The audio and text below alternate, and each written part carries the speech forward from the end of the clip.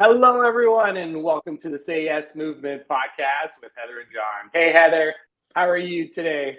John, I am good, but I want to ask you how you are because your energy, I can see it. It's just like your aura is like fantastic. So you must be feeling at like 200% now. And what is going on? Because I can actually feel it in like 10 seconds or less. Yeah, no, absolutely. Thank you. I got a haircut. That's like the first thing. And I cleaned up, right? So I kind of put me on the spot. I'm getting all like red and like, You, you know what's oh funny? yeah. You know what's funny, John, is you're going for the external factors. And of course, those play a role in it. But actually, what I'm commenting on is the internal factors. I Mm, actually can feel your energy, your where your shoulders are, you're breathing deep, and all of these things are so palatable and so like communicating. And I think, that's one of those things that people don't realize is that we're always sending messages mm, with our eyes, with our bodies, with how we're breathing, with how our body's standing. And it gets communicated sometimes by accident and sometimes on purpose, and sometimes just because we're being free. And so I just wanted to let you know that I'm feeling you this morning in a really good way, thank and you. yay. So Thank you. and I think this is a really good example because anyone watching, they're going to see it as well and go, yeah, I know when someone's having a good day immediately. And Yeah. so you're having a good day. Yes. Thank you. Thank you. I'm blushing now. So I know you can't see that over camera, but my face is probably gone in two different tones of red.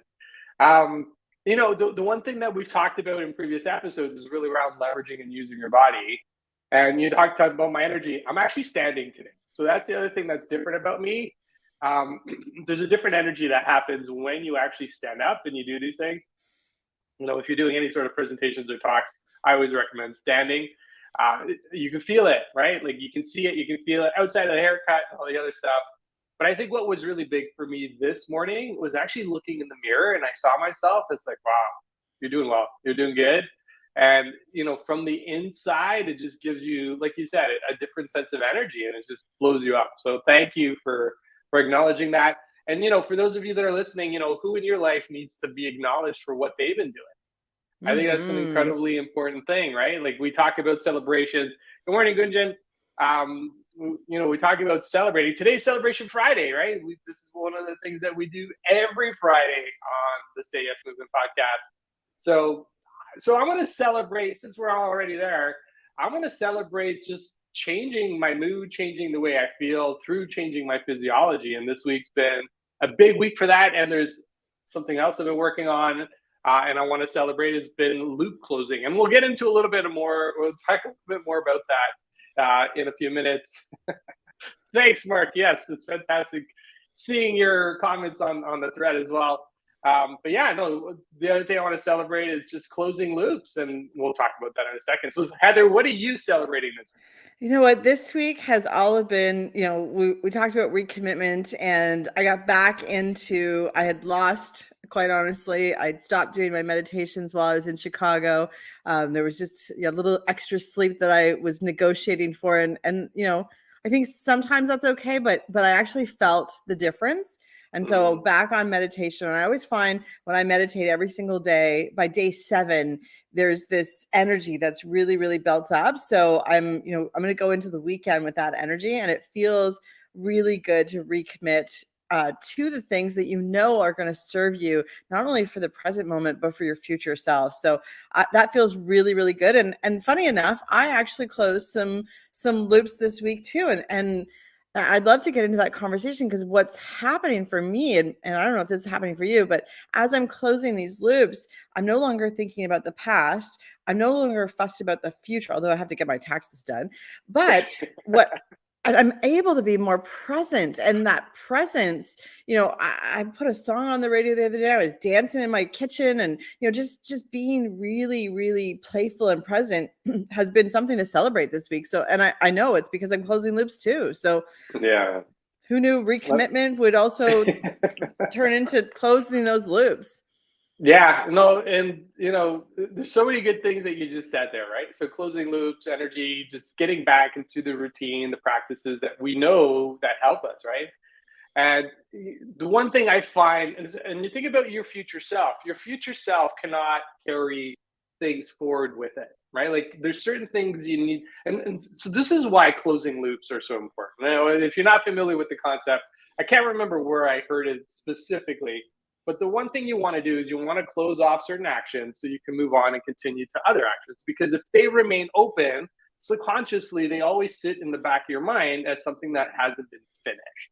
Yeah. And those things that do not get finished get moved forward. And what they do is they just create extra weight, right? They Hmm. create extra weight emotionally, sometimes physically, depending on what it is you're carrying forward with you. But in order to move forward properly, in order to move forward in a way that's empowering and that's going to make you stronger, you got to close those loops. And closing the loop could be something as simple. And I'll give you an example of what I did this week is respond to an outstanding email that's just been sitting in my inbox. I don't know how many Mm. people have one of those. It's like, okay, I'll get to it tomorrow. And when I talk about outstanding, I mean outstanding like for weeks, right? And there was always that one thought. I don't know if you ever had this, Heather, but there's that one thought that kind of sits and nags at the back of your head. It's like, oh man, I should respond to that. Oh yeah, I should respond to that. Hmm. And there was like a closure to it when I was able to finally respond, right? It's like, Mm. oh, this is done and now I can move forward, right? And that was just so powerful. As we talked about celebration, we talked about our future selves. And as we're building those out, we talked about reframing. It's really around, you know, the situation's done, right? Like we just want to put closure to it, right? People talk about closure in relationships all the time, but it's not just personal relationship, it's professional relationships as well. Sometimes you just need to Hmm. close those off, right? So you can continue and move forward to creating other new relationships.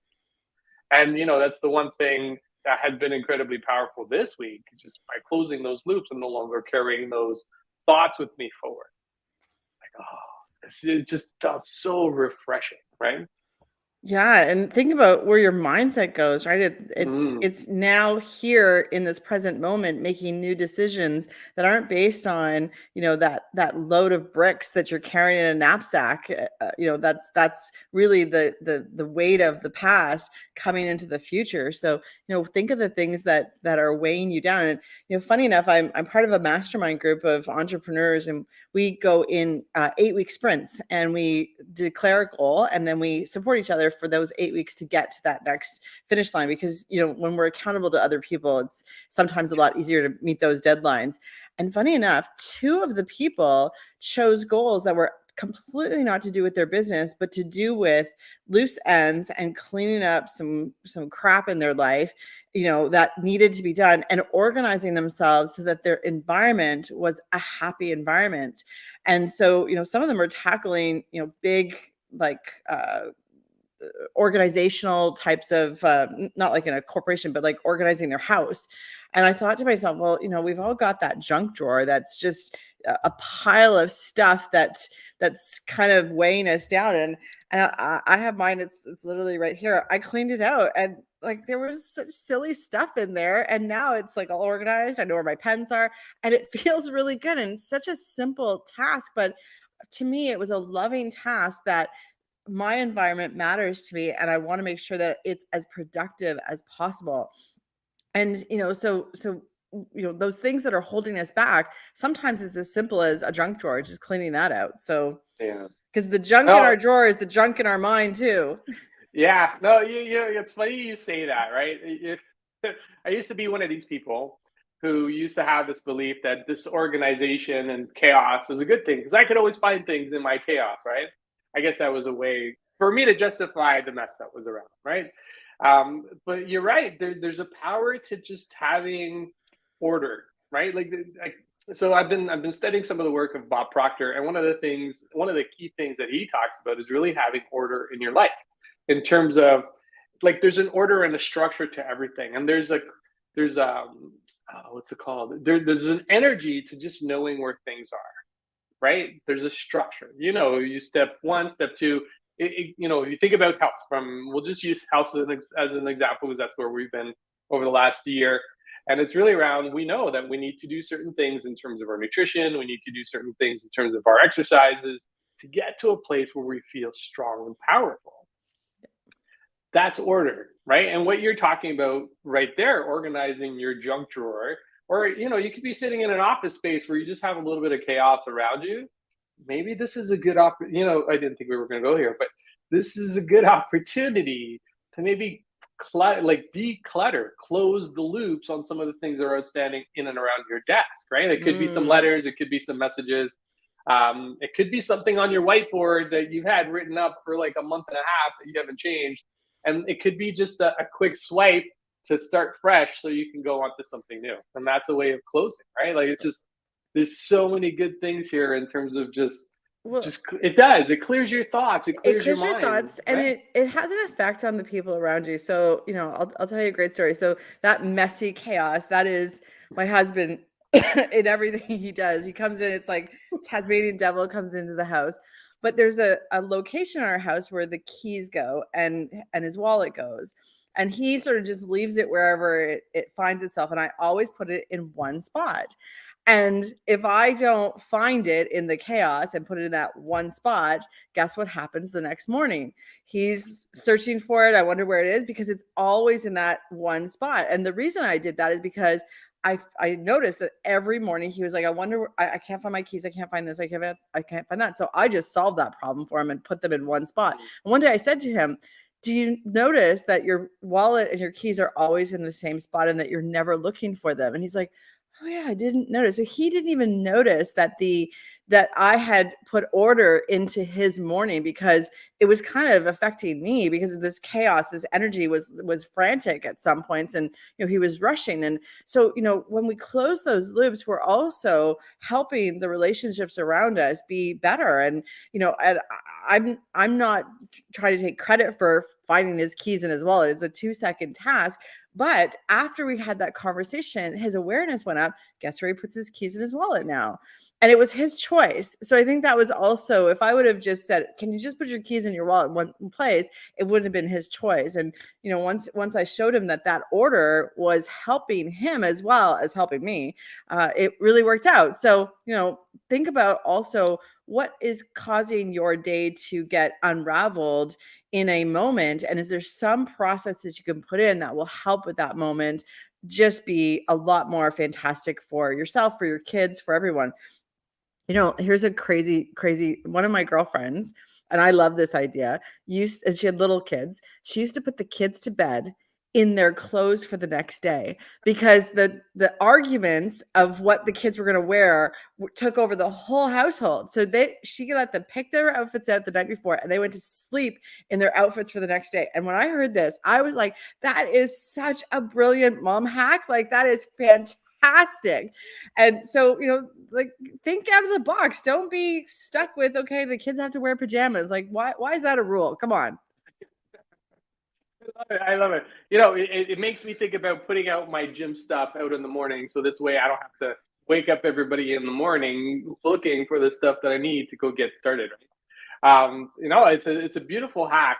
And so I just wanted to take a second. It is Celebration Friday, not just for us, but for those of you that are listening as well. So if you can, and if you're open to it, what are you celebrating this week? Drop it in the comments. We'd love to know. I know, Gunjan, you celebrate every day, so I know you've got something that you want to share with us.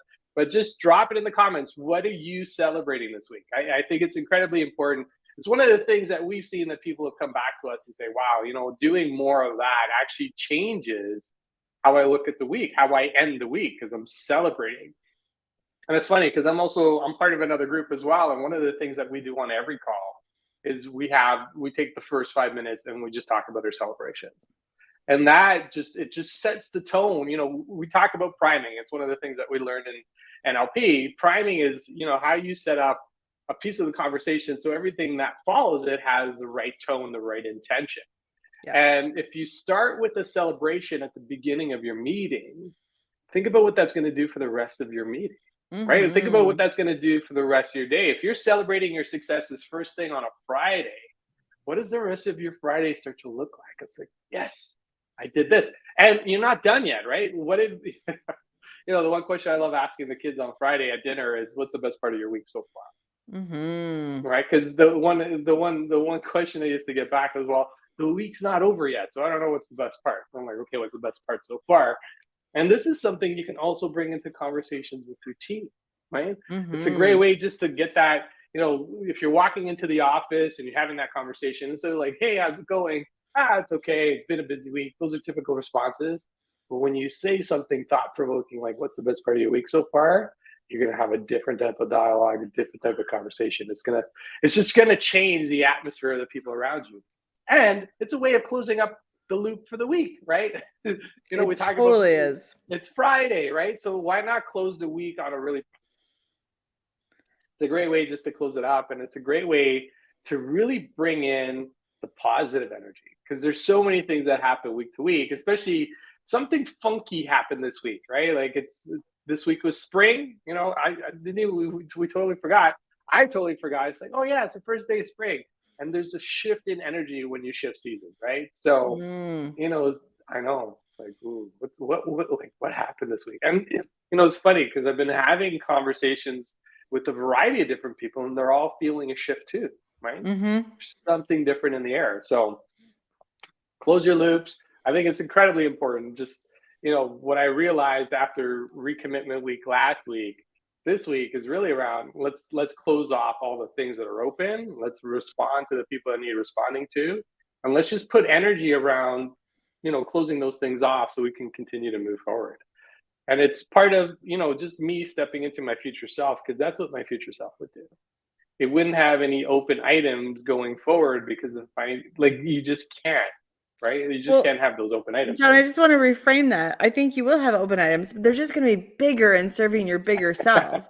Because the concept of I'm going to get my to-do list done is kind of Mm, crazy. There's always the next thing to do, but you can't get to that bigger version of yourself until you close off those loops from the person you are today or the person you were before. So, look at your action list and take action, and don't be worried if, like, what, this has been on there too long. Then do a new assessment and say, is this actually important to me to get done? And maybe the action is actually to just let it go.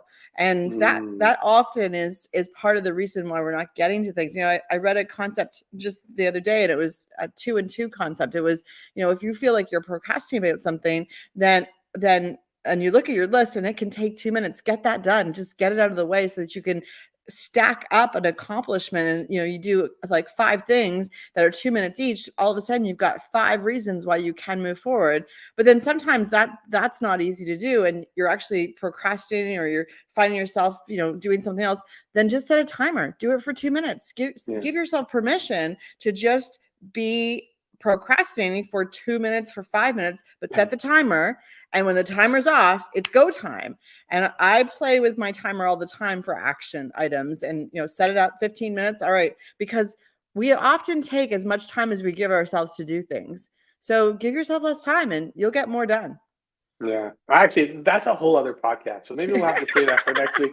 No, because you're right. We get things done in the time that we allot for them, right? Like Yes. as we go through our list, and I'm looking at my list over there on my whiteboard over there. You know, I look at some of the stuff. It's like, oh, that's going to take 2 hours, 3 hours. It's like, no, it's going to take whatever I put in front of it, right? Some things that take more effort, more time.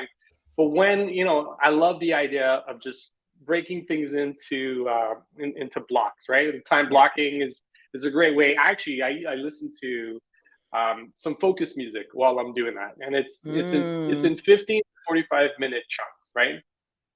And it's a great way to just let go of everything else. Just don't get stuck in the whole TikTok rabbit hole, because once you go down that funnel, if you don't have a timer, I'm telling you, you're going to be in trouble because you'll realize it's 3 hours later. It's like, oh my gosh, what just happened here? Um, and that's okay for the weekend if that's what you want to do. But it is and can be a productivity killer. So just be careful. But the time blocking piece, I think, is so great. And then, I'm going to take that as a win too, because that's one of the things that I've been focusing on and introducing this week is Yeah. really around just time blocking those. You're right. Time blocking those important items and then getting it done in those times, right? Like you can get so much time when you can get so many things done when you just focus. It's so right? true. It's so true. So So here's the call to action this weekend. yes, Close a loop. Look at something that's been stressing you out, causing anxiety, and isn't serving your future self, and just get it done. And then celebrate when it's done. Say, I did that. And as small as cleaning out your junk drawer is a celebration moment. And I think that will see how that affects your mood, see how it affects the people around you, and just notice the world through these new eyes with closing loops. And that's the call to action. And I got loops to close, John. I gotta go. Like, let's go. yeah. Me too, me too. Just remember, when you shift your mindset, you shift your life. Thank you for tuning in to the Say Yes Movement podcast. Well, have a great weekend, and we'll see you on Monday. Take care, everybody.